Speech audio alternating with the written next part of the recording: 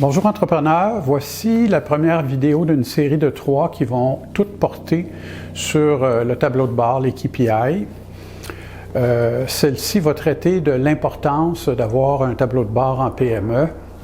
Il m'arrive de rencontrer des clients qui me disent tableau de bord, Richard, pas vraiment besoin de ça. Je suis dans les opérations toute la journée, je vois ce qui se passe, j'ai le pouls de mon entreprise, je la sens. Des KPI, ça ne m'apporterait rien de plus que ça. Moi, ce que je pense de ça, c'est si l'entreprise est vraiment toute petite et vous avez 3-4 employés, puis vous êtes avec eux toute la journée, effectivement, vous voyez ce qui se passe et peut-être qu'un tableau de bord, dans une circonstance comme ça, c'est moins essentiel. Par contre, quand l'entreprise grandit, de plus en plus des bouts de ce qui se passe que vous ne voyez pas. Et l'analogie que je ferais avec ça, c'est quand on commence à piloter un avion, habituellement on apprend à piloter à vue, c'est-à-dire qu'on sert de nos yeux pour décoller l'avion, l'opérer dans les airs et l'atterrir. Évidemment, s'il ne fait pas beau, on reste au sol, on ne sort pas. Alors qu'en PME, beau temps, mauvais temps, il faut ouvrir nos portes. Alors même quand vous n'y êtes pas, la business continue quand même, alors vous ne voyez pas du tout ce qui se passe. Et par contre, les pilotes, à un moment donné, peuvent apprendre à piloter aux instruments, ce qui leur permet de décoller et d'atterrir et d'opérer dans les airs un avion, même s'ils ne voient absolument rien de ce qui se passe à l'extérieur. Ils se fient sur leurs instruments qui leur disent ce qu'il y en est et à ce moment-là, ils peuvent le faire sans aucun danger. C'est un peu la même chose, hein? Un tableau de bord, ça vient vous dire ce qui se passe, même si vous ne l'avez pas vu.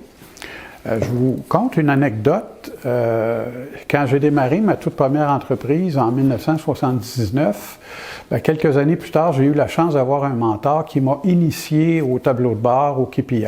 Je me souviens, là, dans les tout premiers temps, on était en réunion un soir, j'étais avec mon associé André qui s'occupait de l'usine et le mentor lui demande comment ça a été André la semaine passée la production dans l'usine. Alors André lui répond ça a bien été, on a été productifs, les gars ont eu chaud, on travaillé fort, bonne semaine. Moi j'écoute ça puis je trouve que ça a plein de bon sens, je pense la même chose que lui. Puis là le mentor il nous dit comme ça quand les gars ont chaud c'est une bonne semaine. Je commence à me douter qu'il y a peut-être anguille sous roche. Et là, je fais un saut dans le temps. Plusieurs années plus tard, je me suis rendu compte que, mis à part les journées très, très chaudes d'été, là, quand les gens ont chaud dans l'usine, c'est souvent parce que c'est mal organisé. Il faut qu'ils courent pour essayer de compenser la mauvaise organisation. Et c'est habituellement un reflet d'une mauvaise productivité. Et à l'inverse, quand c'est super bien organisé, les gens ne courent pas, ils sont tranquilles. Ils ont presque l'air de ne pas faire grand-chose, mais c'est souvent dans ces occasions-là que la productivité est à son maximum. C'est quoi les avantages d'un tableau de bord? Premièrement, ça vous dit ce qui se passe, même si vous ne l'avez pas vu, même si vous n'étiez pas présent. Si vos KPI sont exprimés sous forme de ratio, ce que je vous recommande très fortement, vous êtes en mesure de comparer toutes les périodes d'activité de votre entreprise entre elles.